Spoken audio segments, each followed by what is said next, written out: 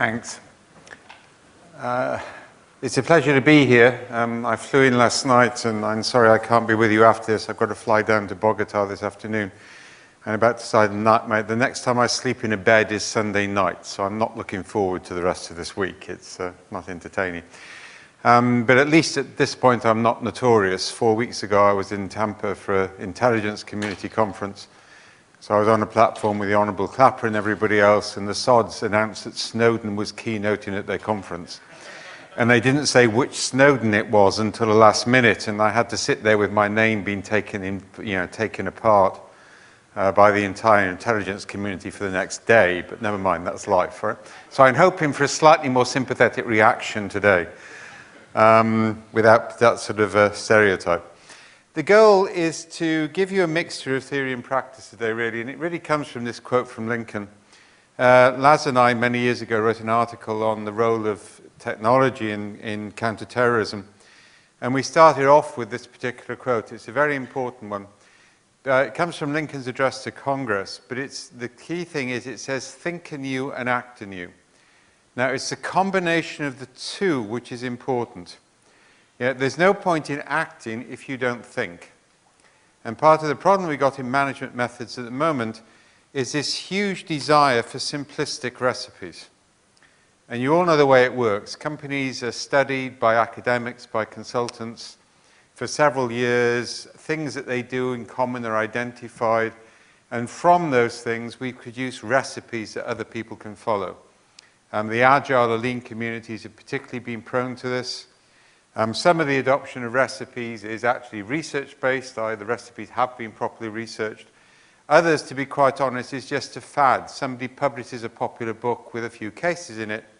You know, the name takes off, and the next minute there's whole movements built around it without any real sustained thinking before we move forward.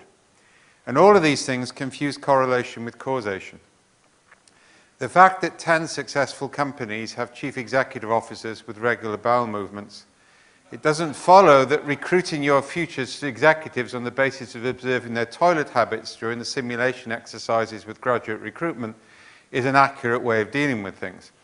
Regular bowel movements are associated with lack of stress, but that doesn't mean you've got a causal link. Right? And this question of causality is something I'm going to come back to a lot today, because causality is key. And if you assume a causal link and one doesn't exist, you can get caught out badly. And that's what recipe book users always are. If the circumstances change, if you don't have all the right ingredients, if the context has shifted and you weren't aware of it, following a recipe is really very, very dangerous. And as I once said at one of the big Agile conferences, if you don't know why, you shouldn't try and scale the how. If you actually don't understand why something works, it's very dangerous to try and scale it or imitate it or copy it. So my goal today is to start off by introducing some of the theory and then talk about some of the new practices. The generic name for what my organization does, and I left IBM 10 years ago, actually almost 10 years ago to the day, come to think of it, partly to get some more freedom, partly also to really start to focus on stuff which wasn't all technology-based. One of the reasons is the most exciting area of science for me at the moment is actually biology, because we're learning more about the human brain and human society interactions than we've ever done before. Biology is going through the sort of renaissance that physics went through at the turn of the last century. And we, at the same time with IBM, we had a major argument on this. We were doing work with on counterintelligence today for DARPA, where we were focusing on human intelligence. And we were basically arguing you can't write an algorithm which will tell you what Al-Qaeda will do next. This was the second time I've been through the big data hype in my career. The first time was in the 1980s with data warehousing, then we had it around 9/11, and now we're having it with the latest big data hype. The assumption that somehow or other there's a magical bit of mathematics which will go out and trawl the internet and tell you what you need to do next. Yeah? This is kind of like really, really stupid, but it's amazing how many people go for it. Big data can tell you what people are doing, where the data is available, but it can't tell you why they're doing it. And critically, it can't always allow you to innovate in radically different ways. There's also a credibility issue in terms of how you get decision support out of it. So what I want to do is to start and go through some of the core science we drew on. As I say, the name for this is sense making. We define sense-making as how do we make sense of the world so that we can act in it. And with that comes the concepts of sufficiency. It's how do I know enough that I can act, because I can never know everything I need to know. Technically, it's called naturalizing sense-making. That's a reference back to philosophy. And you should know my degree is physics and philosophy as a joint honours, which gives me a philosopher's delight of concepts and a physicist's contempt for social science. You'll see that come through later. Absolute contempt. I should actually qualify that a bit. I wasn't quite extreme enough. And that's actually, that will, no, don't go there, so keep to the subject, okay? So coming back to this, so what I want to do, as I say, is focus on the biology. So let's start with some of the core concepts. First one is an idea called acceptation. Now, I should say up front here that you have to start off with a fundamental recognition of the fact that evolution is reality. Last time I was in San Francisco, I gave a 4-day course and discovered I had 2 creationists in the audience. That proved a rather interesting dialogue, but as I pointed out, if they wanted to reject God's gift of knowledge, that they were heretics, and I wasn't prepared to argue with them. It's always entertaining taking that approach to the problem. I wasn't a Jesuit postulant for a year without learning something about the techniques. Adaptation is what people mostly understand in terms of evolution. So the concept is a trait evolves for a specific function, adapts. Yeah?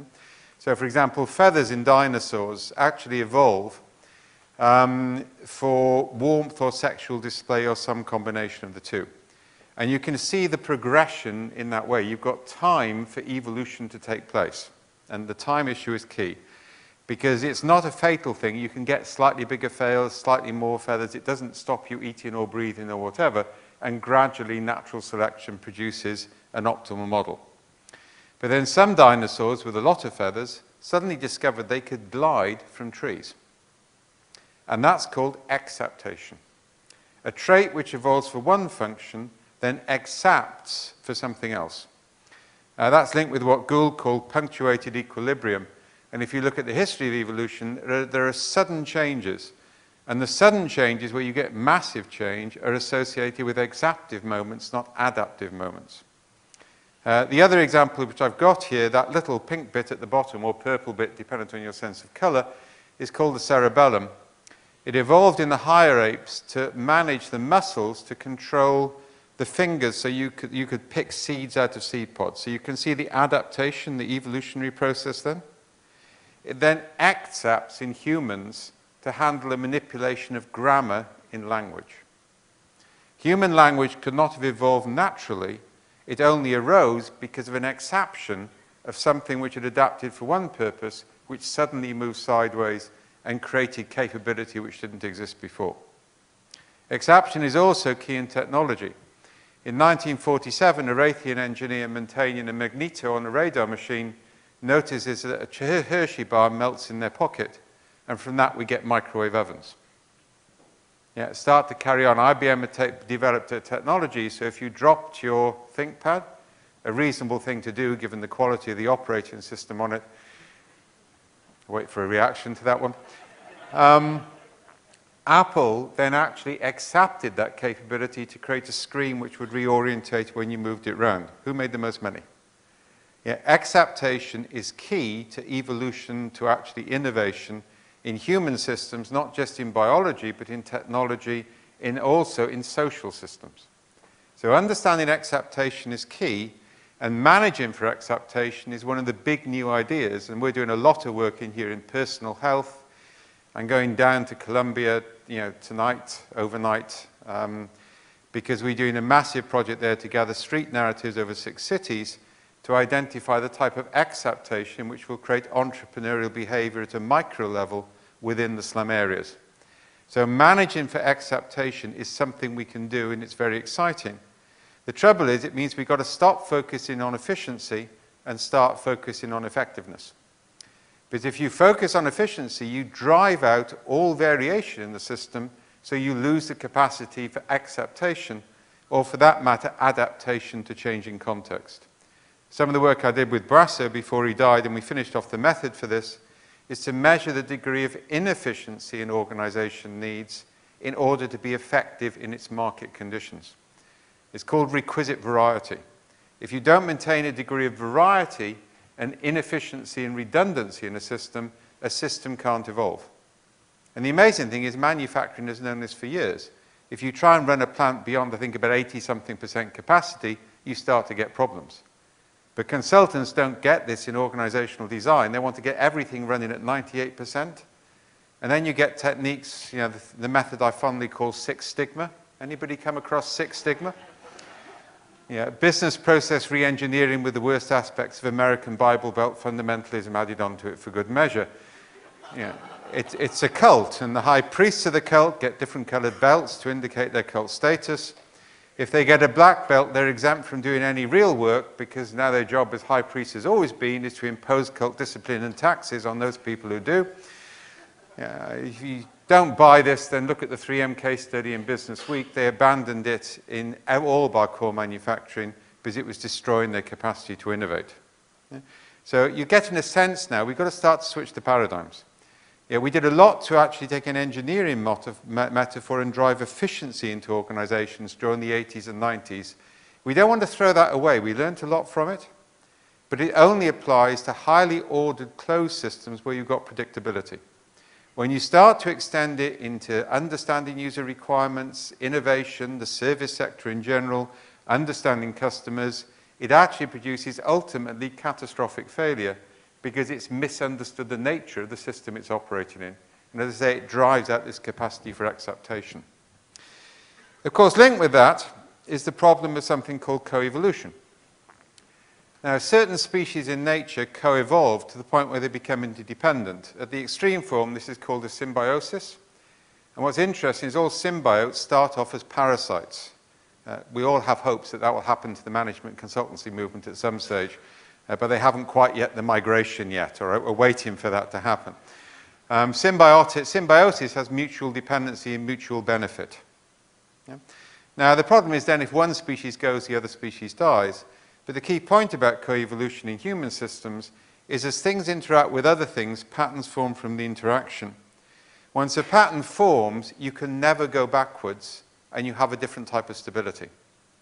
Now, this is really important to realize because you don't see the formation often until it's too late. So if it's a bad pattern, it can take a huge amount of energy to reverse it, and you may not be able to. So with coevolution comes the concept of irreversibility. And anybody with teenage children knows this. You can't say when they hit the age of 14 or 15, when you realize you really should have started 10 years earlier on discipline, all right, you'll always get this one too late, all right? And then you tell your children for their grandchildren, and they don't realize it either, but never mind, that's life. You can't say when your kids hit 14 or 15, hang on a minute, the child rearing strategy hasn't worked. I'm going to call in McKinsey's and do a strategic reappraisal of my child rearing strategy. We will identify our core capabilities. On the basis of that, we will produce a series of clear objectives for both ourselves and the children, together with a communication plan, and from now on, everything in the garden will be rosy. Can anybody imagine that working? Why the hell do you think it doesn't work in organizations either? The reality is we're always dealing with the present and people's perception of the past. Yet you never get a greenfield site in organizations. You are always designing on a brownfield site. It's brownfield architecture, not greenfield architecture. And we really have got to change the consultancy movement's desire for greenfields because they don't exist. You're always dealing with the current consequences of multiple coevolutionary pasts. And the third issue is cognition. I've deliberately shown a picture, this is a color-enhanced picture of neurons in the brain. You may notice it doesn't have square boxes with feedback loops with lots of little arrows on it. There's a constant confusion of the brain with the computer. In fact, there have been two disasters in the history of psychology. One is behavioralism, and the other is the information processing model of the human mind. Regrettably, those are the two models which dominate HR practice, but never mind, they've been known to be flawed for 30 years, but HR hasn't caught up with that yet. Right? The reality is the human brain is not, as my daughter's A-level psychology textbook said before I withdrew her from the course, a limited capacity information processing device. That is not the human brain. The human brain is a complex organic entity in which chemicals are as important as neuron clusters. In fact, the way chemicals, if you didn't know it, chemicals can activate or deactivate DNA. This is a huge issue, for example, on diet, on health. Yeah? The diet you have changes the chemical structure, which can activate or deactivate DNA. In the more extreme cases, culture can change biology within a single generation. It's actually quite scary. If you look at the current works on this, you give dumb mice, bright mice rear dumb mice, the next generation of mice actually are bright. I.e., nurture changes the biology of the next generation as it moves downwards. If you allow racism to actually become dominant in a society, within 1 or 2 generations, it's a biological problem, it's not a sociological problem. Yeah? So actually, we're starting to understand it's not just about, the human brain isn't just a sophisticated computer chip, it's far more than that. And if you come across the idea of the singularity, there's all research institutes in California for this. Anybody know about the singularity? If you watch Big Bang Theory, it was beautifully satirized on that. Probably the best comedy ever to come out to the States, in my view, is Big Bang Theory. I have 10 episodes stored up for the trip to Bogota tonight. I'm looking forward to that. It will keep me going, right? Anybody who genuinely believes that the human brain could be transferred to a computer has probably reached the stage of ossification of their neuron structure where it might be possible for them. All we got is a replication of the Victorian desire for eternal life. And it's no coincidence this stuff is funded by millionaires who are desperate to live forever. It's the modern equivalent of eating monkey glands or draining your children's blood in order that you can become young again in the future, right? This kind of like is not going to work. So we need to start to realize that with the brain, we're dealing with a pattern recognition intelligence. So, for example, if you show radiologists an X-ray of a lung and ask them to look for cancer nodules, and in the X-ray you hide a picture of a gorilla which is 10 times the size of a cancer nodule, 9 times out of 10 the radiologist will not see the gorilla. Because actually we only scan about 4 to 5% of what's in front of us. Any time away, we match it against patterns stored in our memory, and we do a first fit pattern match, not a best fit pattern match. So actually, if you actually launch, for example, a new IT initiative, people aren't scanning it by looking rationally at what you present. They're picking up 4 or 5% of what you say and matching it against multiple memories of previous IT implementations. This actually now starts to explain why brand works. So, for example, if I see a white apple with a little bit cut out of it, it activates favorable patterns. So I actually see what the data through a favorable filtering mechanism. On the other hand, if I see 4 rectangle colors in a slightly swirly pattern, it activates deeply negative patterns, and I perceive things accordingly. We are pattern recognition intelligences, not information processing machines. And if you want to manage patterns, you've got to adopt an evolutionary adaptive process. You can't engineer human perception. The engineering metaphor, which has dominated the last 40 or 50 years, has high utility for structured process, but negative utility for understanding human systems. We've got to shift from an engineering metaphor to an ecological metaphor, and that is a big ask in the current climate. Part of the reason, and this goes back to Mary Douglas, who was hugely helpful to me when she was alive, that fundamentally patterns are necessarily conservative. We become comfortable in patterns, we settle into them, we don't like to disturb them. So the ability to change and the ability to move agilely to change is not something which comes natural to human beings. But that pattern-based intelligence there is key. So moving on from that, 3 elements there from biology. Now let's actually look at anthropology, or particularly the cognitive end of anthropology, and also in fascinating new developments in cognitive archaeology, one of the most highly developed fields around at the moment. So you've all heard the phrase Homo sapiens, we're in the intelligent ape.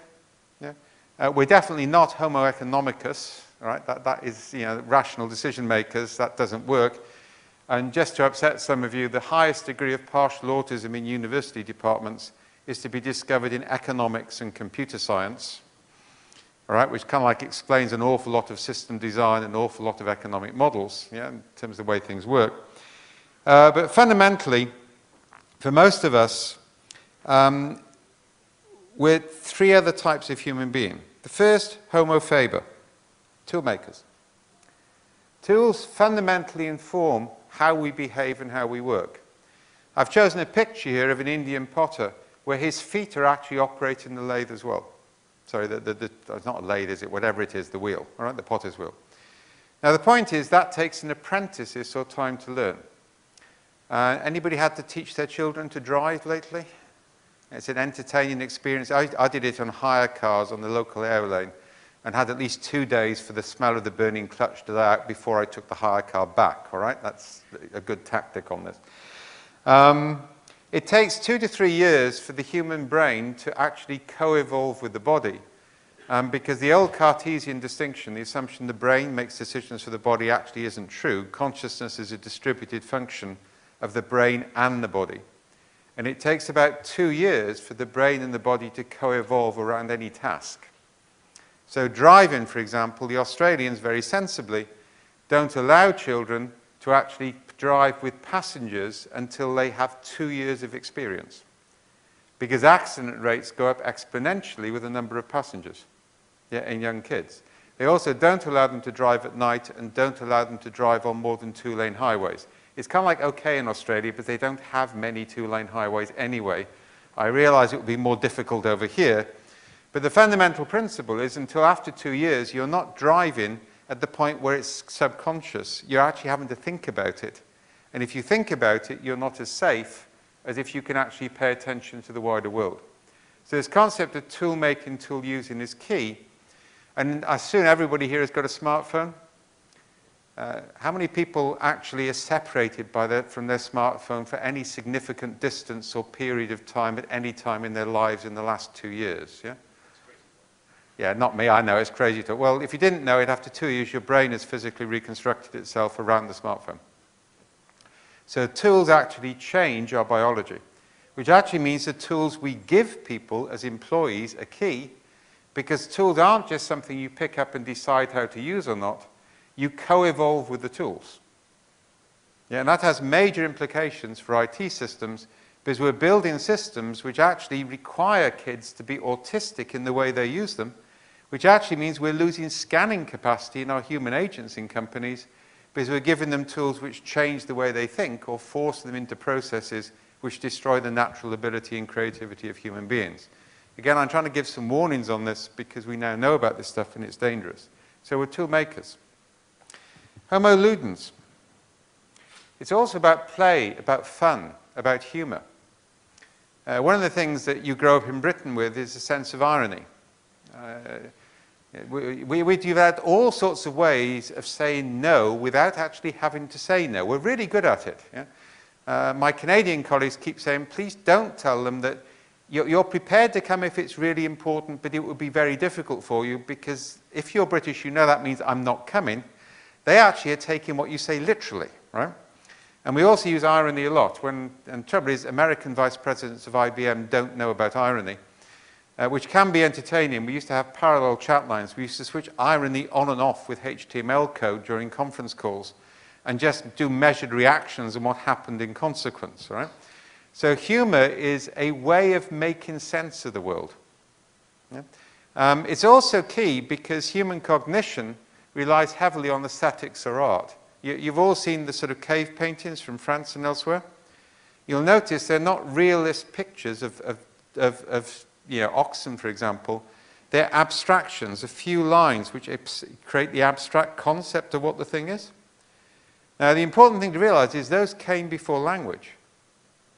Our language evolved from abstractions of the world, not from naming things in the world. Yeah, and one of the reasons for that is we can only handle about 4 or 5 neuron clusters at any one time, all right, they're constantly changing. The way we handle the complexity of the world is through abstractions, and that's why art, music, paintings all continue to be really important to human society, because they're the way of handling highly complex situations. Metaphor is key to language, to understanding, and so on. And it's also deeply practical. We're developing at the moment metaphor-based command languages, because in metaphor-based languages you can communicate complex ideas in a very simple way. Do my normal test here. How many people know the history of the Battle of Gettysburg? Okay, how many people have done the battlefield walk? Oh, thank God there's some people. I'm getting really depressed about the amount of Americans who don't know their own history. Okay, but if you haven't done it yet, go and do it, all right? And if you don't know, during the War of Northern Aggression, and I'm prepared to defend that, by the way, I'm a Welsh socialist, but it wasn't about slavery, all right? Read your history, guys, all right? Slavery was a way of stopping the British and the French from intervening after 2 years. That's actually what happened. Yeah? Lincoln actually says the South can keep their slaves. Yeah? But actually the way of keeping the British and the French out is to make it a war about slavery, because then those nations can't interfere. It's amazing when the victors write the history. Either way, I quite enjoy going to Boston and saying the War of Northern Aggression. It's entertaining to see what happens as a result. Yeah? It makes you a lot of friends and some deeply confused enemies. Right? Because they also know you're a socialist. That really scares the hell out of them. But either way. And they think Obama is a socialist, which I find a strange concept, but never mind. Coming back to the point, second day of Gettysburg, we have a battle scene called Little Round Top. Everybody know Little Round Top? Okay, well, just a reminder. Lee, because Gettysburg is an accidental battle. Yeah, if it had been planned, Lee would have won it, right, without any question. So it's an accident. On day 2, he notices the strategic significance of Little Round Top, so he sends the Texans to capture it. If they capture it with artillery, they've got a commanding field of fire over the whole of the Northern Army and over the Reserve Army, battle over. And Gettysburg is the turning point battle of the Civil War. In the meantime, a guy called Chamberlain, who'd been trained in the Midwest Military College, who's a bit naive, he's actually not very experienced, which actually can be very valuable, spots the same thing strategically at the same time, grabs, I'm not sure whether it was the Pennsylvania Foot or somebody else, or was it Maine? I think it was Maine, okay. Which one was it in Maine? Can you remember? 1EF. The 20th Maine, thanks. I've been trying to get that right in a couple of comments. He grabs the 20th Maine, marches them up to the top of the Round Top, and they hold it. If you ever go up there, how they did it behind those narrow walls, I'll never understand. And eventually they run out of ammunition and do a bayonet charge, which drives the Texans off. I'm pretty sure that was the only Northern Aggression bayonet charge which actually succeeded in the whole of the Civil War. Yeah, so there are kind of like multiple oddities about this. And that's the turning point in the battle. Now, if I say Little Round Top, no Chamberlain, do you see what I'm doing? I'm referencing a commonly understood strategic situation, but I'm introducing a counterfactual, i.e. Chamberlain wasn't there, because we love counterfactuals, what ifs. Yeah? And that allows me to convey commander's intent in 3 or 4 words across multiple language groups who don't have to speak very good English, because I'm using a metaphorical construct for complex communication. That's something we're now starting to move into strategic intent for senior executives. Yeah, the ability to convey complex ideas in simple words across language groups is actually one of the new techniques coming out of this approach, and is very, very powerful. It's something we don't do enough in IT, for example, is to actually use metaphors and counterfactuals. Now, again, that's an element of play or fun on that, but you've got to be careful about infantilism. A lot of what I call New Age fluffy bunny consultants, as those of you who know me, I have a deep hatred of New Age fluffy bunny consultants. They can't do anything other than talk about how wonderful life would be if only everybody was perfect, all right? They're called lotus eaters in literature, but they haven't read literature, so they don't understand the dangers of the approach. The trouble with the New Age fluffy bunnies is they now think that this gives them an excuse to actually make everybody play childhood games on the floor as a consultancy exercise. Yeah, it's like people who like appreciative inquiry. Appreciative inquiry is a technique that comes sideways from therapy. And all techniques that come sideways from therapy privilege the therapist and assume that people need therapy. The reality is people need to tell negative stories because negative stories have more learning capacity than positive stories.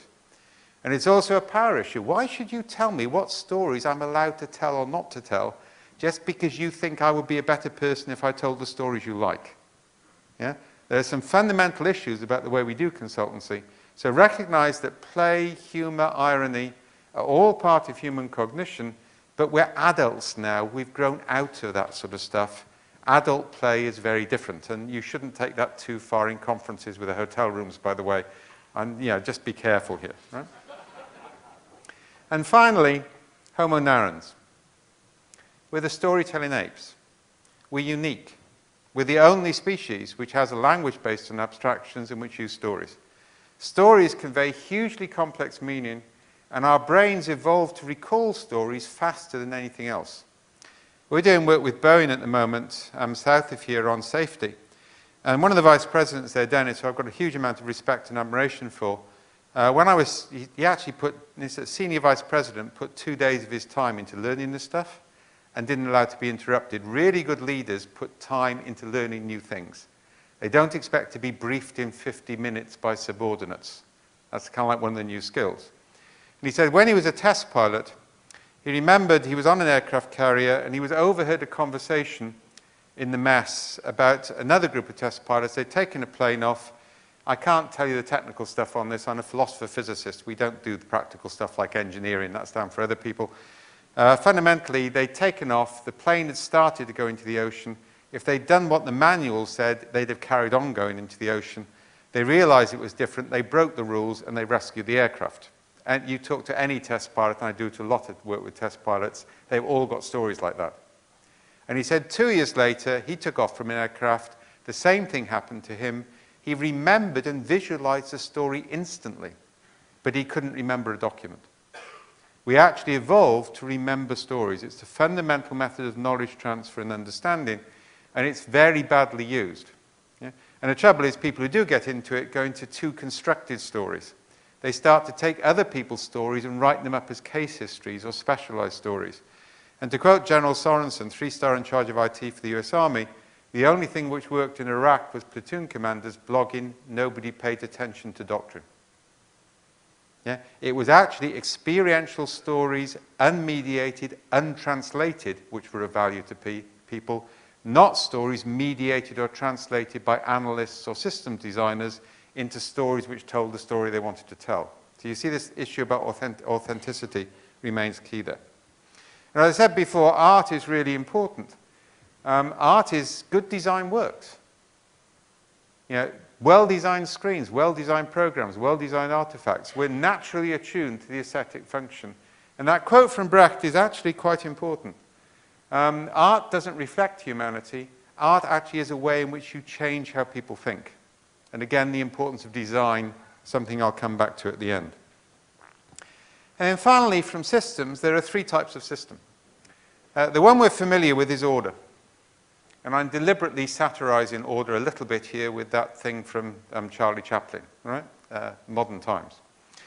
In an order system, the levels of constraint are very high. And because the constraints are high, you can predict behavior.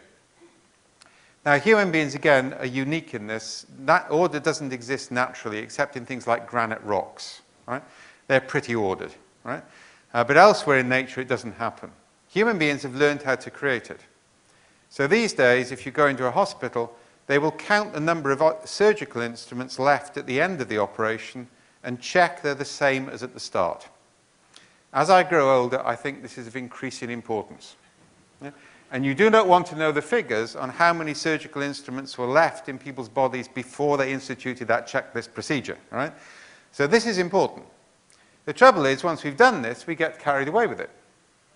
I worked for a company which was taken over by IBM. I didn't volunteer for IBM, I was conscripted. It gave me a good 7 years, and I'm very grateful to it. 7 months in the Jesuits and 7 months and 7 years in IBM, and I failed the test of obedience in both cases, which shows a different level of maturity of both organizations, but, you know, that's life. I still have a record. I spent 7 years. I didn't fill out a timesheet once in 7 years. I'm proud of that record. That takes quite something, that does, in terms of defiance. Yeah? But either way, after they took the company over, they decided that our method of team allocation, we had a 3-4 level hierarchy. That was all we had in an Anglo-Dutch company. And our method of allocating teams, which involved conversations and personal knowledge, was obviously not efficient. So everybody had to fill out their CVs. I made sure I removed Fortran and COBOL from my CV. I didn't want anybody to know I could do Fortran and COBOL because it's becoming a scarce skill, all right? And the last thing you want is an emergency deployment around the year 2000 on that, because that's when this was going on. And then the idea is if you want a team, you fill out a works request form. It gets matched against the CVs on a database, and you get the team. Everybody familiar with this approach? Yeah. Well, we decided this wasn't going to work. So the 3 resource pool managers agreed 2 one-hour slots each during the day where they would be the only ones to have access to the system. Now, some of you will start to see where this is going. I then had to put a team together, so I phoned up my mate Tony, and I said, Tony, I've got a really interesting project and I'm going to lead it. Now, if you know me, you know my definition of interesting is kind of like on the edge of achievability and maybe we won't make it, and I'm going to lead it. I'm going to burn a lot of people. I have a deep end school of philosophy on teams.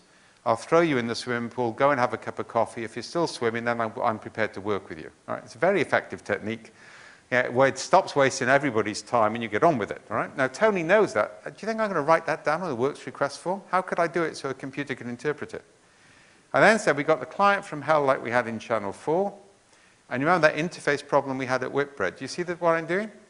I'm using narrative to reference complex ideas. Yeah? I couldn't write it down. Tony then found a group of people who he thinks will not only do the job but can work with me, which is an important qualification, and I trust Tony. He then helps me fill out the works request form, so my skills requirements exactly match the CVs of the team he selected for me, and my project plan exactly matches their availability on the system. During one of his hours, he then actually puts in the work request form, and lo and behold, I get the team I need. We're all happy. We found a way around the system. Yeah? Then I get a form from IBM, because everything has to be measured. Are you happy with the team you are allocated by the system?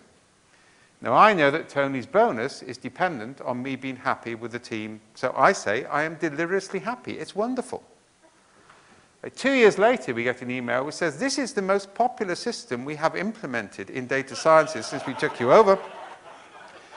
But certain deviant individuals are continuing to try and work around the system, so we're going to spend £30,000 over a 6-month project to increase the automation and control in order to make this popular system even more popular. And we had to have an off-site meeting in a pub to work out more ways to game the system to come around the rules. Now, all of you will have similar examples of this. Yeah? The reality is, the more you impose order where you shouldn't impose order, the more people build informal networks and processes to make the system work despite itself. And while it looks efficient on the surface, it's becoming increasingly inefficient under the surface to the point where it finally breaks. It will break catastrophically. Yeah? So nothing wrong with order within boundaries, but beyond that it doesn't work. We then get chaotic systems. Now, there's various uses of chaos in the literature. I'm using the sense of randomness, there are no constraints. Now, if there are no constraints, you get actual perpetual novelty, and that can be really useful for innovation. Creating a contained space, there's a bit of irony in this as well. You contain a space where you have randomness or no constraints. You don't actually allow no constraints to happen without a wider constraint structure. Then you can get radical innovation. Yeah, that's actually one of the ways we create exaptive moments. It's also used extensively in what we now call human sensor networks. So, for example, in Wales at the moment, we're about to start a major experiment building on work we've done in Singapore, Colombia, Egypt, and elsewhere, where we're going to get every school child to go out and gather stories from their community 2 or 3 times a year about what matters or concerns those communities. We're doing the same with public transport. So every time somebody goes onto the public transport system, they tell a story when they enter the system, and a story when they leave, and a story whenever they see something happening.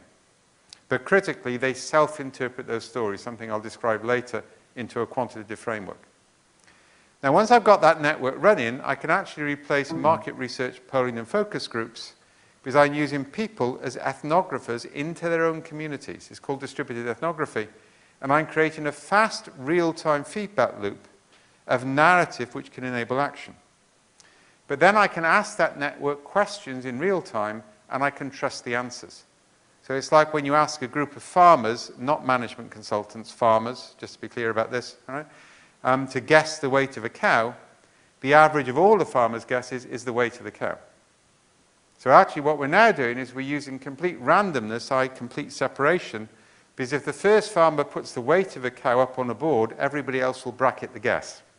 So I need randomness. Yeah? So actually that allows me to actually create a human sensor network which can give me answers in real time. We're now building these for companies. Your employees become a human sensor network who can actually help you answer questions of policy in real time through actual narrative and indexing. So chaos itself has huge utility. Entered accidentally, it's a disaster. Entered deliberately, yet with foresight, it can actually provide a huge amount of capability. And you should be starting to get a picture now. Different types of system have different capabilities. There isn't one universal type. And then we move on to complex adaptive systems. This is flocking behavior of birds, shoaling behavior of fish. Birds fly around in the sky based on 3 simple rules. Fly to the center of the flock, match speed, avoid collision. Italian drivers south of Naples actually drive on the same principles, if anybody's ever been south of Naples. All right? I'm not joking on that. It has been studied. It does actually represent flocking behavior, particularly on the Olfini Coast Road. All right? If anybody's driven that, you're a real driver once you've done that one. All right? The point about complex adaptive systems is the constraints are partial, so behavior is modified, but the constraints themselves change as you interact with them. So effectively, the constraints and behavior are co-evolving, which means as patterns form, you can't reverse them, and you need to spot the patterns forming early. Now, complex adaptive systems are key on this because they work in a different way. And probably one way of thinking about it, if you think about a round table, and around the table there are electromagnets. And in the middle of the table, and I know there's enough people here who are pedantic, I need to qualify this, the table has a high coefficient of resistance. Right? There are iron ball bearings. If all of the magnets keep the same strength and the same polarity, the iron ball bearings will form a stable pattern. If I change the strength or polarity of one magnet, the iron ball bearings will change in a repeatable and predictable way. In systems thinking, that is called a driver. And everybody wants to know what are the drivers, because we want actually to pull a lever and know what will happen. The trouble is, in a complex adaptive system, all of the magnets are changing all of the time, both polarity and strength. So the same thing never happens again the same way except by accident. And the magnets are called modulators. So a complex adaptive system is modulated, it's not driven, and there are no stable repeating patterns within a complex adaptive system, and most human systems are complex adaptive, not ordered and not chaotic. Now, neither of those are actually natural states. They're states that human beings can impose or create. Complexity is a normal day-to-day activity of all humankind. Now, that requires us to manage in very different ways. But the same thing will only happen again the same way twice by accident. We have to manage the evolutionary capability of the present rather than trying to manage to idealistic future goals or future states. And that's a very different way of thinking. And this is the big difference between systems thinking and complexity thinking. And don't let anybody tell you one is a subset of the other. In systems thinking, future states are defined and we try and close the gap. In complexity thinking, we describe the present and evolve forwards. And with that, we need to understand that there are some basic problems with this. This is a quote from Brian Arthur, the guy who first introduced complexity theory to economics, another Celt, he's Irish. Yeah. You've had 3 Celts so far this morning now, between David, myself, and now Brian. Fundamentally, the problem with complexity, even for scientists, is its perpetual novelty. Everything keeps changing.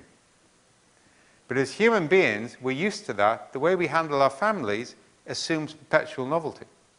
You don't engineer your family. Mind you, I discovered lately there's a movement in the States by which families are meant to publish mission value statements and goals. I mean, this is a sign of the end of days. You know, it's when the gods would destroy you, they first send you mad, all right? I mean, yeah, this is a sign of, now this isn't Planned Parenthood, this is planned stupidity, all right? Either way, in order to understand complexity, we need to understand a few things. First of all, human culture is probably the most complex aspect of everything we do. And culture varies radically through the stories we tell. In fact, it starts to explain differences. My favorite illustration of this is, I went to university in Britain in the 1970s. If you went to university in Britain in the 1970s, and in those days only 5% of the population went, and we were fully funded. You could get drunk on state money every week. Yeah? And actually that period was hugely fertile, but you didn't have to work. Only the brightest 5% went. It was a meritocracy. And actually we produced huge innovation in physics, in science, and everything else. And then we had a good polytechnic sector and a good apprentice scheme. Now 45% go to second quality universities. Yeah, so there's some implications for that for education. But either way, socially it was different. But if you went to university in the 70s, the issue politically wasn't whether you're on the left or right, yeah, but what type of Marxist were you, and had you occupied the university yet this year? I was leader, in fact I was secretary, because my mother taught me that. She was a good South Wales socialist. Always get elected secretary, don't get elected chairman, then you write the minutes. Yeah? That was one of the first bits of motherly advice I ever got, all right? And I've kept to it ever since. It's a good title. Right? So I was secretary of the Catholic Marxist-Leninist group. Nobody stood a chance against us. We had religious and political discipline. We had the chaplaincy centre was our headquarters. We drove the Protestants out, right? And we managed campus for about 5 or 6 years. Nobody could touch us. Right? In my final year, we occupied the campus for 6 weeks. All right? It took them 5 court appearances before they finally got us out. I was in charge of the legal team. I was quite proud of that. They then expelled 25 of us, so we became known as the Lancaster 25. To be a name and a number in the 70s was the highest revolutionary status you could possibly have. And then we were reinstated by Her Majesty the Queen in Privy Council. We spent a year plotting that one, and we set the university up for it. They set up a special tribunal because they couldn't use the ordinary disciplinary process. You can't do that under the law. And we got a Privy Council ruling. I don't know whether you know the language of the Privy Council in the UK. Well, it's really the Queen, right, technically. So it's Her Most Gracious Majesty, Queen Elizabeth II, by grace of God, defender of the faith, etc., etc., having heard the plea of a loyal subject, David Snowden of 12 Royal Road, Lancaster. I remember this one off by heart. Hereby orders a miscreant and devious servant, Charles Carter, Vice-Chancellor of the University of Lancaster, to immediately restore to full rights and privileges on pain of her extreme displeasure. All right? In British law, extreme displeasure means being taken to the Tower of London, and yes, you might get your head cut off, but other things will happen first, all right? You'll be grateful when that happens. This is Elizabethan times, right? The Tudors were the Welsh revenge on the English, all right? We'll teach them to conquer us, we'll give them the Tudors. Yeah. Either way, we actually, just to complete the story, we then actually captured the microphones during the degree ceremony, you know, all the parents, all the families, yeah? And we cut off the microphones to stage, and we read the Privy Council ruling out over the loudspeakers. I haven't enjoyed myself so much in years. Yeah? Either way, on the basis of that slightly revolutionary past, and then going backwards and forwards across the wall in in Germany, in Berlin, for the last part of the 70s, I can still distinguish between 15 types of Marxists based on a 5-minute conversation in a bar late at night, because I spent the first part of the 70s doing it for fun and the second part of the 70s doing it for survival. And I got it wrong one night with the Stasi, but that's another story. Right? I now spend my time working in Washington for people. If you told me I was going to work for them in the 70s, I would have had myself taken out and shot for the sake of the revolution. They think Tony Blair of fond memory is a socialist, which I find a really strange idea.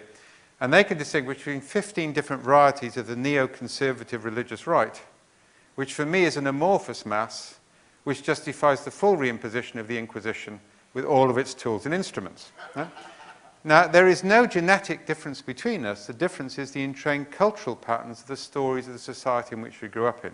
And this is really the important point. All societies have fundamental identity narratives. And within 3 to 6 months of joining an organization, you will conform your stories with those identity narratives. Yeah? So it's very important to understand that culture is determined by narrative. It's not something you can escape. You get caught up in its flow. And it can determine how you see the world very, very quickly. And again, it's biological within a generation. Other characteristics. Complex adaptive systems are highly sensitive to small changes. You all know the way it works with press reports. Something bad happens last year, the press don't pick it up.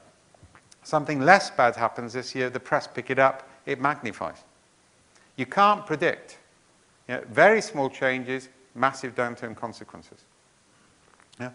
The chemist's case on this, which is a mixture of chaos theory and complexity theory, is the sort of cliched butterfly that flaps its wings in the Amazonian rainforest and causes the hurricane in Texas. Now, that's the wrong way of explaining it. Knowing Texans as I do, if the butterflies actually caused hurricanes, by now action with extreme prejudice would have been taken against them. Right? The actual fact is a very small permutation in the environment mixes with other small permutations, which eventually becomes a hurricane. But you can't predict when it will happen or where it will happen until it's formed. Yeah, and again, this has major consequences. You see the same thing with software errors multiplying, attitudes to new systems, Sometimes people accept them, sometimes you get this huge negativity and it magnifies very quickly, which is why weak signal detection is so key. Secondly, granularity is key. Remember acceptation? The radar is too coarsely grained to accept. The components of the magneto are too finely grained. Working out what the right granularity is key, and this is where I now do a lot of work. What's the right granularity of organizational structure, the right granularity of information unit? Because if you don't get the granularity right, you either over-constrain or under-constrain, and you actually don't get evolutionary capability. So granularity is key. Gradient is also key. That means difference. So, for example, we're doing a lot of work at the moment in Africa, and we've had stories by young girls who are now acting as field ethnographers. The girls themselves have been subject to genital mutilation and rape. And they're now acting as field ethnographers on iPads, using software I'll show you in a minute, to actually capture stories from people they've identified at risk in their own communities. Really powerful project. We're getting stuff nobody's had before, and the power of interpretation of the stories goes to the kids themselves, not to some expert in Washington. Now, when we've represented, and we did this in a controlled test for the UN a couple of weeks ago when I was in New York, we represented the stories to experts to interpret the stories. And there was no correspondence between the way the experts interpreted the story and the way that the girls interpreted their stories. And I should say we've repeated that experiment between systems analysts and users. Yeah? Because when you look at other people's stories, you impose your own expectations on those stories, so allowing a quantitative interpretation at the source of origin is key. Yeah? Now I say that was very powerful, but we actually, and they said, but this means we're wrong. I said, no, it doesn't. What we now measure is how different you are. Because if you're very, very different, you're going to make things worse. If you're the same, nothing will change. If there's a difference, there's a gradient, there's a tension in the system, so evolution will happen. If, you know, so this is a key aspect in biological evolution. Without a gradient, no change happens. Okay? Now they're saying that's important because if we can measure the right level of difference, we can actually allow things to happen very quickly. And again, that's something we need to start to do more within business and elsewhere. So granularity and gradient are two key concepts, and more developments going on than that. Proximity is key. How many people have got teenage kids? Okay, well, I'll give you one tip for free, all right? This is something I picked up from the CIA, and not a deadly disease, I hasten to add, but a useful tip for dealing with teenagers. The more you deal with the intelligence community, the more you get skills and techniques to manage teenagers, all right? It's exactly the same problem. You know when they come back at 4 o'clock in the morning, and after you've hugged them because they're still alive, you want to kill the little bastards because they came back at 4 o'clock in the morning. You know that phenomenon? If it hasn't happened to you, it will, all right? And they got this wonderful story about how their mobile phone lost reception and they had to help a friend, and you're not sure they're telling the truth? Get them to tell the story backwards. Human beings can lie forwards with alacrity, but lying backwards is impossible without inconsistencies creeping into the story. Yeah, it takes a lot of training to lie backwards consistently, and your kids haven't put the effort in. So this is the way you find out when they're lying, right? So I share that. It's actually also a very good tip, by the way, for project lessons learned environment. Get them to tell it backwards, not forwards. And get them to tell it backwards repeatedly and faster, and you'll get to the truth. I mean, that's, you know, I realize you shouldn't tell them you're using interrogation techniques on them. But, you know, there's no harm in playing with the game, right? Now, the point is, when your kids hit puberty, the thing you most worry about is who their friends are. Because who people interact with, they're now no longer dominated by parents, they're now on their own. That's what puberty is about. Who they interact with will determine the sort of people they are. So who you allow to interact with who is a key aspect of this. One of the biggest stupidities ever in the British defence industry, and kind of like you guys have done it before, we just followed, is to move all the procurement departments from all the military units into one big procurement centre down in Bristol. So all the bureaucrats are now spending all the time with nobody else but bureaucrats. So guess what? Procurement becomes more difficult, more complex, more processed. They got rid of the car park because they wanted extra building. We think it was because they didn't want anybody to visit them. Yeah, that was just an inconvenience, all right, in terms of the way it worked. So proximity is key. We shift from fail-safe design to safe-to-fail experimentation, a very key difference. Yeah? You actually need to explore the possibilities of the system, because in a complex adaptive system, you can't understand what's possible until you act in it. Competing hypotheses are all supported by the facts. So you work in parallel. And for the Scrum guys, sorry, Scrum is not an example of this. Scrum actually sequentially tries to get one idea right. Yeah, we now talk about pre-Scrum processes. Nothing wrong with Scrum, but you need processes before Scrum which do smaller, discrete, parallel, contradictory experiments in order to feed into a Scrum. Yeah, so that concept of parallelism is key, and contradiction is key. Correlation with causation, I mentioned that. The other danger is confusing simulation with prediction.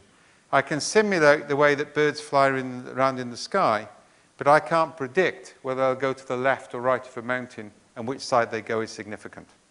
Yeah.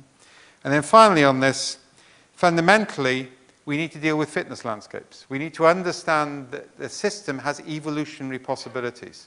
Yeah. So basically, a complex adaptive system isn't causal, it's dispositional. It has propensities. And therefore, you need to understand what are the propensities, what are the evolutionary possibilities, and choose which way you go. I'll put all the slides up tonight, by the way, so you'll have them. So some simple heuristics for this. First of all, you need to work with finely grained objects. If you have things which are too structured and too coarse, you don't get adaptation. It's actually why social computing works so well, because it's small, fragmented information units, and therefore it can flow and exchange quite quickly. Organizational units, 5, 15, and 150.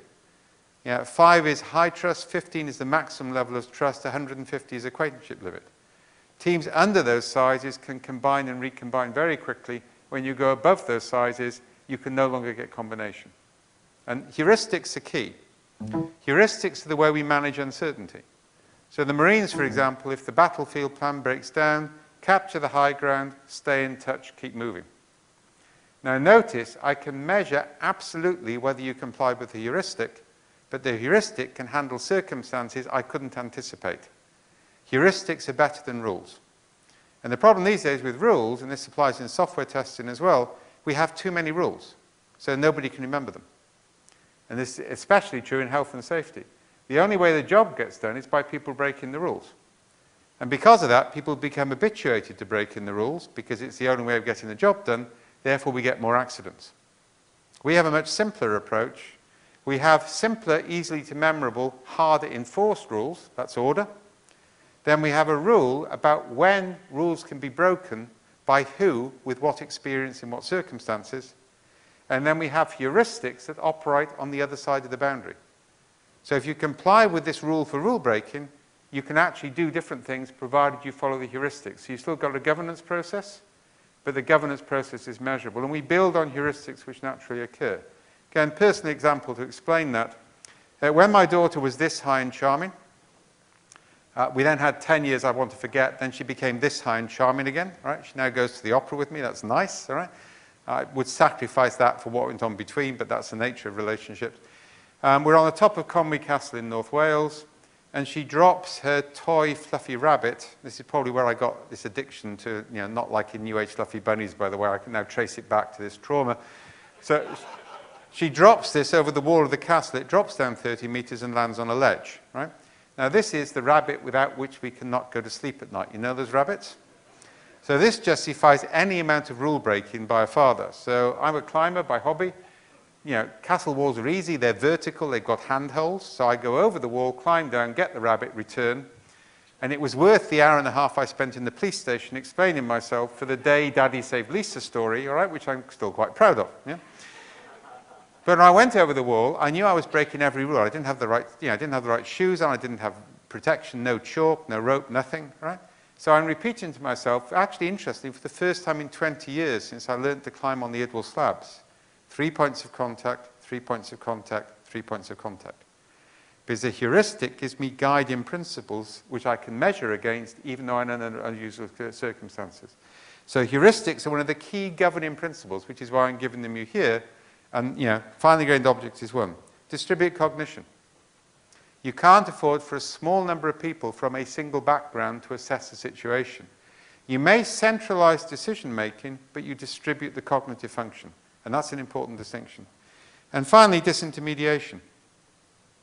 You need to get to the point where basically and fundamentally, decision makers are in direct contact with raw data. The work we're now doing on user requirements capture is instead of sending analysts out to interview people, and if you didn't know it, right, if you interview more than 2 or 3 people, your brain forms a subconscious hypothesis due to pattern cognitive structures, which means you only hear things that match that hypothesis thereafter. And if you say your training prevents it, you probably formed a hypothesis before the first interview because you're not prepared to accept reality. Yeah? So what we do is we actually get users, to actually a sample of users, to keep continuous recorded stories of things they get frustrated by, technology they think which might help. Why can't I have technology to improve my situation here? This doesn't work. As pictures, as voice, as text, whatever they find convenient, which they interpret into a quantitative framework. When we get a statistical correlation in the actual indexing, we've now got a bundle of stories which correlate, they've clustered. Developers are now authorized to develop a prototype against that cluster of stories without further authorization. This is another pre-Scrum process. Yeah? Because actually what that means is the developer is now working directly to user stories without any mediation through a user executive or through a systems analyst. So disintermediation also applies at a huge scale at government level. When I started this work, we were working for John Poindexter, who I'm prepared to defend, despite the fact his politics are completely different from mine, but he's a very bright guy. He said when he was Reagan's NSA, every time he asked the agencies for advice, they competed to have their advice accepted, not to tell him the truth.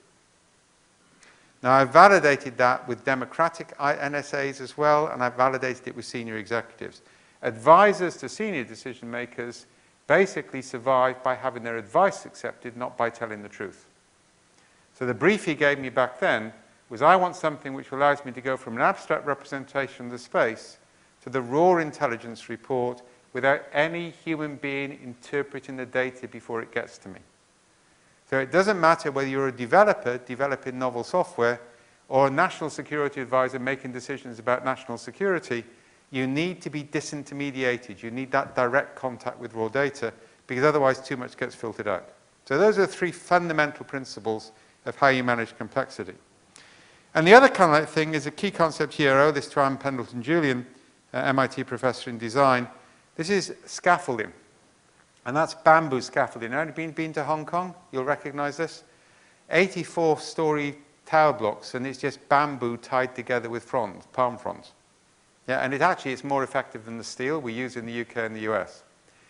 The role of software designers, the role of designers generally, the role of consultants, is to use scaffolding to allow a building to emerge, but then you take the scaffolding away when it's self-sustaining.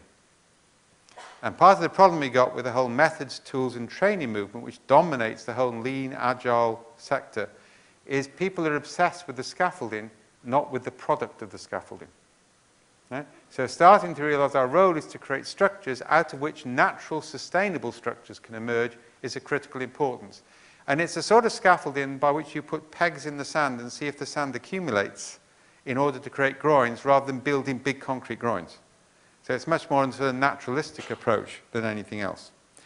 And then there are some negative heuristics. First of all, it's of critical importance to avoid premature convergence. Males in the room should not get nervous at this point. I only mean convergence. All right? It means moving too quickly to a conclusion. Because actually, if you form a conclusion too quickly, you always get it wrong. So holding off and holding off, allowing parallel experiments to emerge. And again, that's one of the problems with scrums and sprints, is they often move too quickly to stabilize a solution when you need to hold the options open for longer. Now, this links in with Chris Matt's and option theory and other stuff as well. The more options you hold open for longer, the more resilient the system as a result. You've got to avoid retrospective coherence. That's the benefits of hindsight. And you see this all the time. People study what happened in the past and they use it to form conclusions about the present. Anybody read the congressional report on 9/11? Oh, come on, guys. You should have read this by now. I mean, first of all, it's easy to read. Secondly, it's free if you download it from the internet, all right? So it's not easy, and it's a good read, right? And I mean that in terms of really educational, about some of actually how pattern entrainment works for human beings. I had to work with this extensively for over a decade right now, I think. And fundamentally, what it says, look, people being trained to take off and land but not fly, Sorry, to fly but not take off and land. Remember that one? FBI agents spotted that. Everybody made her a heroine. The fact is, before a disaster, somebody always spots it in advance. And the chance of them spotting it the next time round is no greater or less than the first time. They're not special because they saw it. Somebody always sees it. Yeah, the reality is somebody always sees everything. The issue is, how do we get to pay attention? With the benefit of hindsight, people are always joining up dots and assuming causal links and assuming they could discover it. And remember, we did a big session west of Washington. We went through the whole of 9/11 with actually Clinton's original Al-Qaeda team and some of the senior decision makers. And we were trying to get them to use complexity principles to describe 9/11, and we were getting nowhere. Because every time they came up with something, they said, yes, but we should have known that. Yeah, if only we paid attention to so-and-so, we could have found it. And I was getting really frustrated and wondering what the hell I was doing there, until we went out for coffee, and people started to talk about Fallujah, which then was uncertain, and all of a sudden the language of complexity worked, because they didn't know the outcome. Because they didn't know the outcome, they understood that they didn't have causality. So it's actually, retrospective coherence is a major danger. When you look backwards, everything looks nice and clear and neat and tidy and ordered, but it didn't look like that at the time. Yeah, so that's kind of like an early warning sign. And finally, you've got disrupt entrainment. Human beings naturally entrain. They naturally structure the way they work. So that's where you start to bring in dissidents. You bring in people from different points of view. We use a technique called ritual dissent. It's one of the reasons I don't like open space. Sorry about this. Open space has become like a totem pole for the Agile movement. They actually don't do it properly because they put it into time boxes because, yeah, never mind, all right, time boxes are an obsession for people from an IT background. So I lived through one of these recently. I think halfway, you were there as well, weren't you? Bjorn was at the same event. I think halfway through I said, "Can a minute, let's carry on with this, we're getting somewhere." And everybody breathed a sigh of relief, and we carried on talking about it because there was an attempt, oh no, we've got to stop now and we've got to move on to different teams. Yeah? This idea that you can walk away from something because you're not interested is actually quite dangerous for scanning. Yeah? Allowing people to only listen to things they want to engage in may be comfortable, but comfort is not what strategy is about. We use a technique called ritual dissent. So you have an idea. You know, 4 or 5, at least 5 teams work in parallel. They all produce small, discrete proposals. They then move round tables, one spokesman to the next table on a rotation. They present the idea to complete silence. Nobody is allowed to ask questions or comment. They just take notes. Then at the end of 4 minutes, or when they finish, they put on a mask. We did a big one of these at Intel recently, and we had the sort of Guido Fawkes masks, which was quite entertaining. I've got pictures of large numbers of Intel programmers wearing Guido Fawkes masks, all right? But the principle is they've got to be depersonalized, and then they have to sit in total silence while the team are told to take their idea apart. Yeah, be unfair, be unreasonable, think of all the ways it could go wrong, savage it. Then after a period of time, they go back to their group, they improve the proposal, they go to the next group, and we go through 5 rounds of ritual dissent. Klein and I showed in controlled experiments that increases the amount of data scanned and taken into account by a factor of 5. Consensus reduces it by a half. If you focus on consensus, you compromise. Dissent and conflict increases scanning. Yeah, and that's kind of like 101 stuff. It's why we always pay more attention to negative stories than positive stories, because avoiding failure is a more successful evolutionary strategy than imitating success. Yeah? So again, this is a naturalistic approach. It may be uncomfortable, but actually starting to get uncomfortable is one of the ways you survive. Yeah, and again, that's kind of anti-New Age fluffy bunny. So disrupting entrainment is key. And then kind of like at the end, a sort of series of very basic statements about what we do if the situation is complex. The first question we ask is, what can we change? There's absolutely no point in actually thinking about anything you can't change. What can we change? That doesn't take long. Out of the things that we can change, where can we monitor the impact of change? There's no point in changing things if you can't see what happens as a result. And finally, out of the things where we can monitor the impact, where could we amplify success or dampen failure? And actually, that's what we do. For everything where we could actually amplify success or dampen failure, we start to run safe-to-fail experiments. And a pattern of meaning emerges, because we're managing the evolutionary potential of the present. And we need to recognize within that, yeah, a very basic principle. You still provide direction, but you don't provide direction in the form of explicit goals. If you didn't know it, one of the major nightmares we've got at the moment is things like KPIs. Yeah, and every single bit of available scientific evidence, and I mean every bit of scientific evidence, states very simply, extrinsic rewards destroy intrinsic motivation. Yeah, without exception, extrinsic reward destroys intrinsic motivation. If you want people to be intrinsically motivated to be a good job, and you keep giving them targets, they will achieve the targets regardless of the consequences. Yeah, there's better ways to do it. We provide direction, and this quote with Seneca, which I'm going to leave you with, because I think it's a lovely quote, because it shows differences, and you've got to think about it a bit. Yeah, fundamentally, the way you provide direction in a complex adaptive system is through narrative parables. If you look at all major world religions, teach through parables, because parables carry necessary ambiguity, and they're fun. So a final personal story in this to illustrate that. Oh, and also heuristics, by the way, but to show the power of parables. Everybody knows the parable of the Good Samaritan? I get worried these days. There are people who haven't actually read the Bible, which is actually difficult. They'll never understand European literature if they haven't read the Bible, but never mind. So the parable of the Good Samaritan. I got invited to teach hermeneutics at a Southern Baptist college. Now, for a Catholic Marxist from the 70s, this is up there with teaching just war theory at West Point, which I've also done. All right? Well, the only people who know about just war theory are those of us who were Catholic Marxists in the 70s, because we had to go back to Aquinas and create a theology which allowed us to kill people come the revolution. So we're there with the Marxist textbook, so that's been fun. Either way, I gave a speech down in Tampa, and this guy came up and he said, "Boy, you're a real preacher," which I take as a compliment, but other people take as an insult.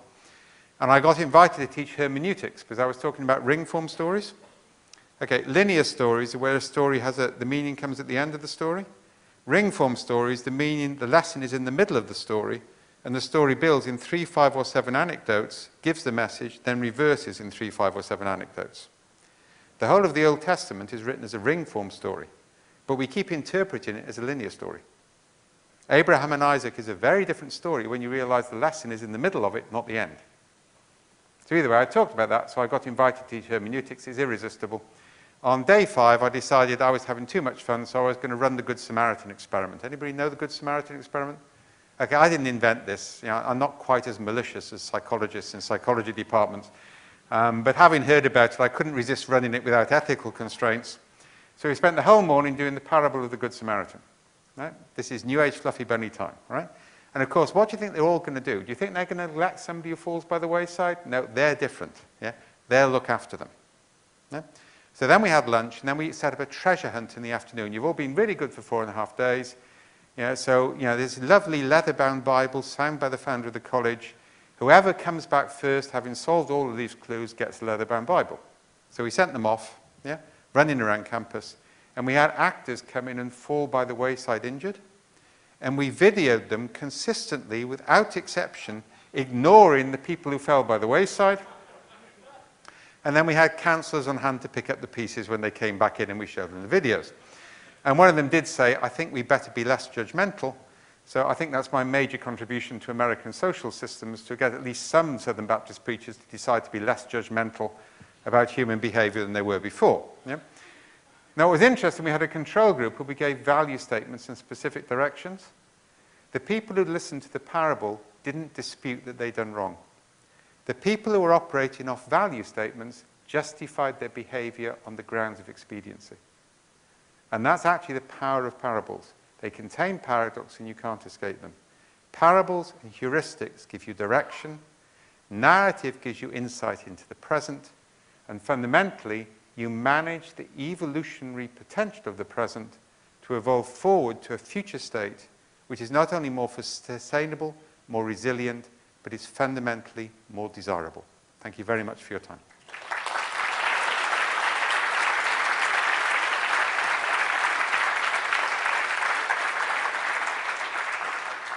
And I've allowed you time for questions. So we have this mic. Where's the other microphone? Jeff Anderson. I just want to, explore a bit the last thing you said around the dangers of value lists and principle lists, or the advantages of parables and stories. So, if some of us in the Lean Agile community, if we were to recast, like we've got values and principles, up the wazoo, 30,000 versions of them. All contain the same loose collection of platitudes, by the way. Of what, sorry? Also contain the same different combinations of the same platitudes. Okay. I'll have to look up what that means. I apologize. How would we recast some of this stuff? Would it be in parables? Would it be in stories? What could we do a little bit differently? Well, if you look at Snowbird, for example, Snowbird needs to be understood in context. Any statement needs to be understood in its historical context. Snowbird is reacting against an over-arrogant IT community. And the trouble is it overreacts, it swings the pendulum too far. I mean, fundamentally, users don't know what they want until they get it, and they want something different anyway. So putting them first all the time is as bad as ignoring them completely, right? So I think we need to start to move on and start to do yes, but statements on every bit of the Agile Manifesto. Recognize, we moved on, we can do different things. There's a whole body of complexity principles we can now apply. So co-evolution between IT capability and user capability. So we do work, for example, we're having gathered all the user stories, signified at the point of origin by the users. We then get technology people to index all their capabilities and human metadata in both cases. We mash the databases together, and the cluster combinations become new software programs. So what you're doing is you're using technology to put things together from both communities. So you start to do things differently. The other point is if you write your values down, this is 101 anthropology, you just lost them. Because all you've done is teach the people a language of power. And look at the whole of the Agile training movement. I mean, the one problem we've got in Agile is what I call the magpie phenomenon. You've got people with actually very little integrity who just grab the language, grab any methods, and run 2-day training courses and make money out of it, and actually celebrate the fact that they failed as managers, but they're now making money out as trainers. All right, now, that's actually quite dangerous because you made things too explicit. You haven't introduced what's called necessary ambiguity. If you want to give direction going forward, you need set structures, and that's what parables and heuristics do, which actually provide for ambiguity and actually prevent gaming. And platitudes means just the same anodyne statements, which actually everybody can come up with because they all mean the same anything when they don't hurt anybody. Yeah? Okay, I've got a question, and I've got the microphone. So, very early in the talk, you tantalized us with the idea that you could manage for exaptation, and I'm curious about that. An example of an exaptation I use in one of my classes is that they now play Wimbledon tennis tournament center court matches at night for the American TV audience. And this is an exaptation because they built a roof over center court to prevent the rain from falling so they could play tennis when it's raining. Of course, they needed lights in order to see the court when the roof is closed. And then they discovered, oh, we've got lights on the court. That means we could play matches at night. Well, that's obviously the sort of accidental exaptation from building the roof. How could you plan for that, and how would that not be system thinking and setting some target or future vision that you're aiming for? First of all, it's noticeable that since Andy Murray finally won Wimbledon, everybody of Scottish origin is talking about tennis, all right? Whereas anybody who knows the Monty Python series knows that actually the planet Andromeda made everybody into Scotsmen so they could win Wimbledon because it was well known. Yeah, if you don't know Monty Python, you don't know that one. Okay, so let's look at that. So let me give you an actual example of stuff we're doing in health at the moment. So we're looking at the moment worldwide on the issue about how do you actually prevent type 2 diabetes, which is a worldwide plague. And this is personal as far as I'm concerned. I reversed it over the last 9 months. Yeah? If everybody saw me a year ago, I was 35 kilograms heavier, right? So it's changed. So what we're now starting to do is to build systems by which people are incentivized by a small percentage off their insurance scheme if they're assessed at risk of type 2 diabetes. Yeah? That's easy to do. The insurance company think it's a good idea. They keep continuous stories which they self-interpret. We do it into triangles. And the triangles have 3 positive or 3 negative labels. That's a method we developed and patented. Because you don't want people to know what the right answer is because then they'll game it. Again, it's that ambiguous thing. So they're continuously indexing as they go along. And at the same time, we're creating an exaptive database of diets, cures, therapies, ideas which medical staff have produced, because you do not want to search Google if you've got a diabetes diagnosis. Facebook will never stop sending you horror stories and miracle cures thereafter. I can tell you this from personal experience, right? You want the ambiguity of a Google search, but you want to know the data at least has been validated. So we're building those. Now on your timeline now, you can look at stuff on your timeline. It can also be suggested. So you can find stories of other people like you. One of the big motivations I had was twofold. It was finding people I knew who actually hadn't told anybody they were diabetic, so they were eating badly, because they didn't want to own up to it, because they thought it was a fatal illness. So actually it isn't. It can be reversed if you catch it early enough. The other one was actually a famous Welsh rugby player, if you know about rugby. It's the game from which American football derived, because you guys couldn't cope with sports where you couldn't stop every 30 minutes, 30 seconds for rest, and wear Calver padding, all right? So a famous Welsh rugby player who actually got exactly the same diagnosis as me. In fact, when he came back from the doctor on the video of him, he's actually saying exactly what I said. 3 years later, his toe goes numb. 4 years later, he's lost his lower limb. 6 years later, he died of secondary effects.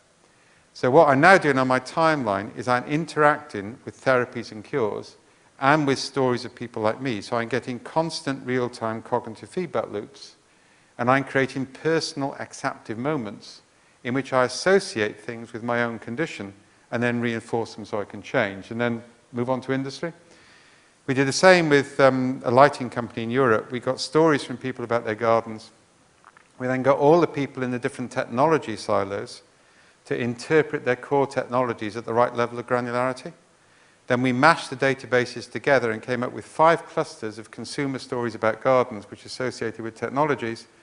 3 of those, when human beings look at them, became complete new service lines, which are now actually multi-million-dollar businesses. So you're managing acceptation by managing serendipitous encounter, but you're not doing it in a deliberate, purposeful way, because you've got to replicate the accidental conditions. So those would be 2 examples. Thank you. Right, so as usual, catch my attention if you have a question, and we'll get the other microphone over to you. And I'm going to let this run a few minutes into the break, because I feel that maybe we have some good questions for Dave, and we'd like to hear from him a little longer.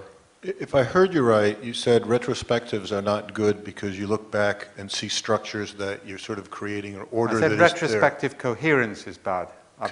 Could you help me understand that more retrospective coherence is when you assume that the past gives you insight into the future. Or it gives you learning, but it doesn't mean you've got a predictive model. That's the point. So how do you look backwards in time and learn from it? You go back, you look through multiple models, you learn from it, you say, how can we avoid failure? It's more important to actually gather failure from the past and avoid it than to try and imitate success. If you want to bake as a heuristic, find out where you went wrong and avoid the failure. Don't find out when you went right and repeat it, because that's almost guaranteed to give you future failure. Yeah, let's just be clear on this. We evolved as malicious gossips because it had the evolutionary advantage. I mean, what story spread around water coolers, success or failure? And there's good evolutionary reasons why we naturally share stories of failure, because actually they give us better survival capability. Anyone else? We all want coffee. All right, in the front here.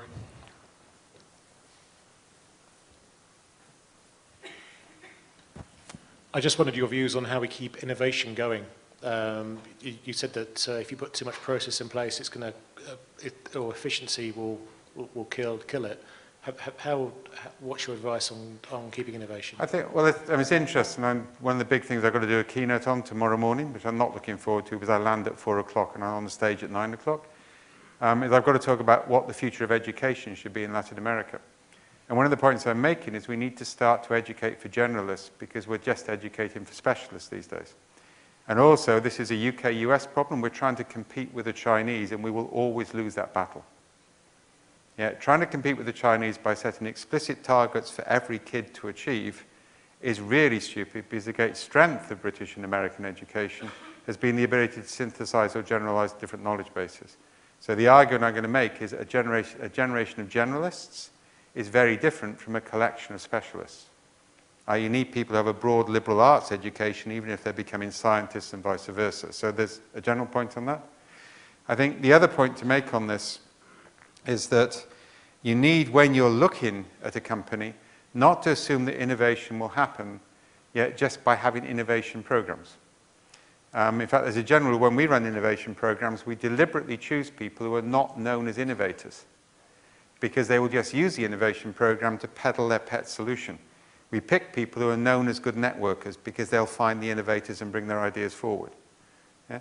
The point I made about managed acceptation, deliberately creating environments where things are thrown together and they're statistically thrown together so you've got the capacity to argue the case.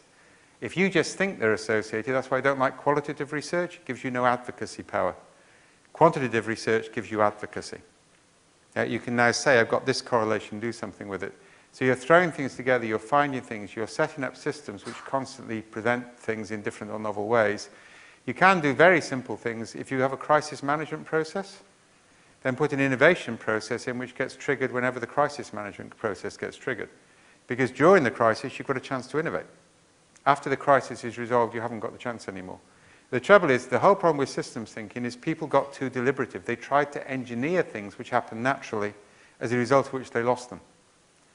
Because they actually didn't replicate the natural processes, they engineered them to make them neater and tidier and structured and manageable. And the reality is human innovation is generally accidental.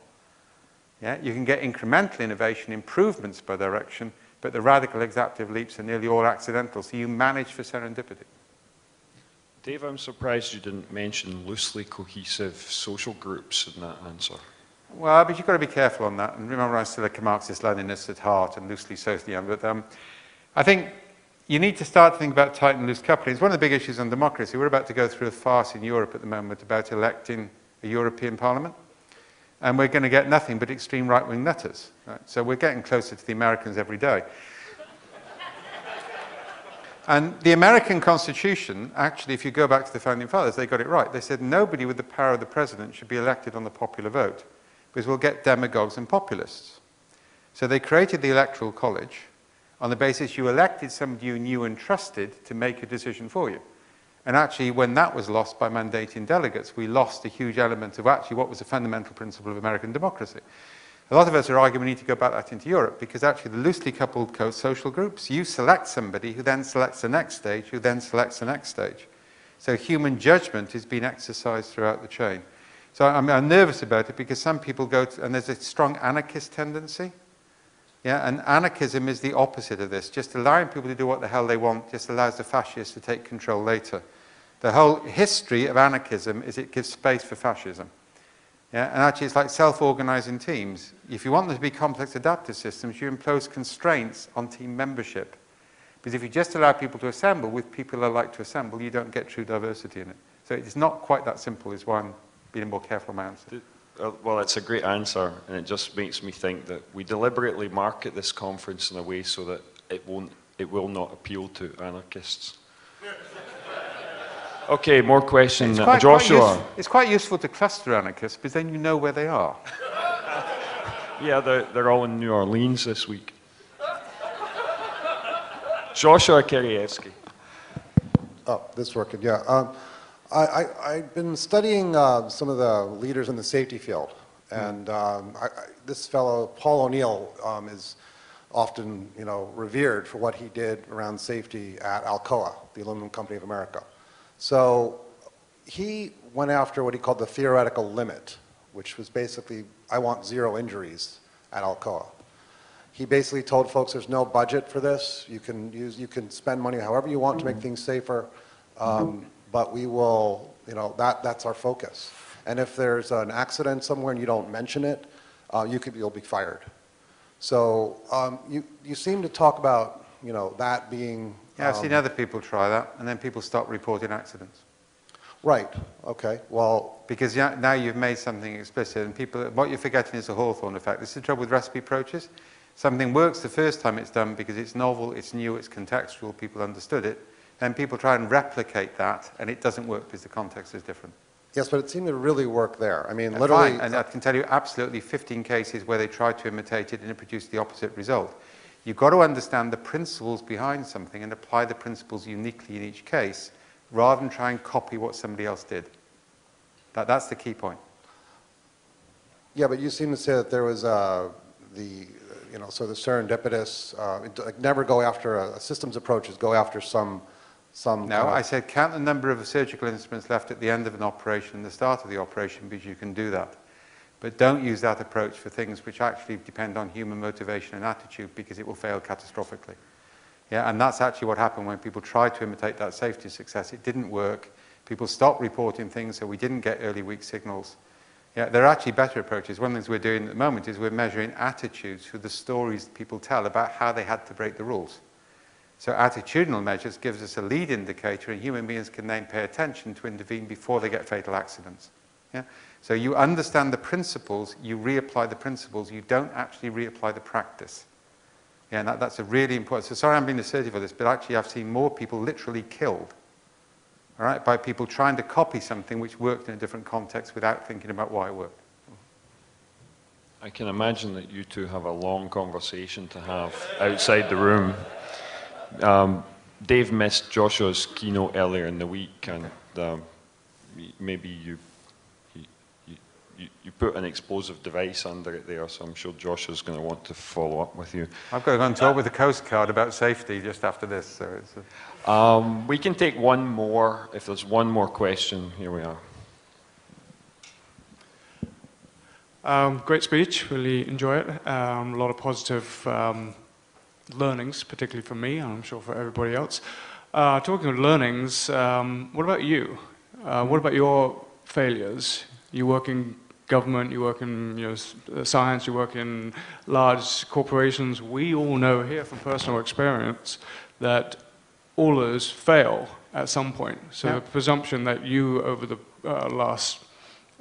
your wonderful life, have made some certain, maybe large failures. I wondered if you could share them and how you've learned from them. The biggest one was in IBM.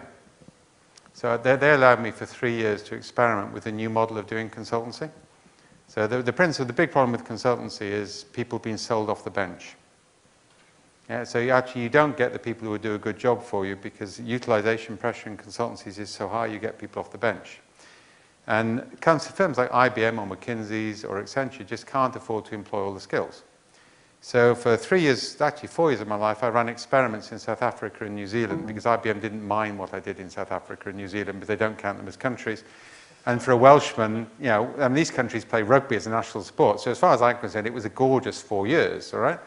And then we sat down with some very, very senior people in IBM. In fact, you couldn't get more senior in the current climate, but I never got on with her anyway. And they were actually saying, this is Linux for consultancy, we own Linux. They were getting really excited, right? Harvard Business Review, all this sort of stuff. And they said, what does it mean? And I said, well, it means we lay off 80% of the staff to deploy 500% of the capability. And the only people who are upset are the blue-dollar guys. The green-dollar guys think it's great. That's IBM speak. Blue dollar are people who actually survive on internal cost codes. Green dollars actually make real money. And so we sat down, we worked it all out, a brilliant model. And she looked at me and said, so I'll run the smallest unit in IBM? And I said, but the largest revenue and the most profit. But I'll have the fewest people reporting to me in IBM. And I'd forgotten the culture. I think that was a lesson I learned hard that time, and I've learned it many times. Yeah? You have to work from where people are, not from where you would like them to be. And if you can't explain things in terms that people can actually take it as a journey, they will not take leaps across chasms that you walked across painfully years ago. You have to start them from where they are. And that was probably the biggest lesson I learned. And you may notice I've done what everybody does when somebody asks that question. I've told you a story which shows how bright I am, really, and you do the same thing. And you realize that Dave doesn't consider that a failure. Right? So it's perception, right? Tests can fail, but things that go wrong in your life that you didn't expect, are they really failures? I think really great achievers, and I'm sure Dave counts in that category, they suffer many small failures every day. And it's such a common event in their life that they would never think to catalogue them in that way. It's the other word for it's experience. Actually, the other point to make on that, though, is IBM decided that we should all share our failures at one point.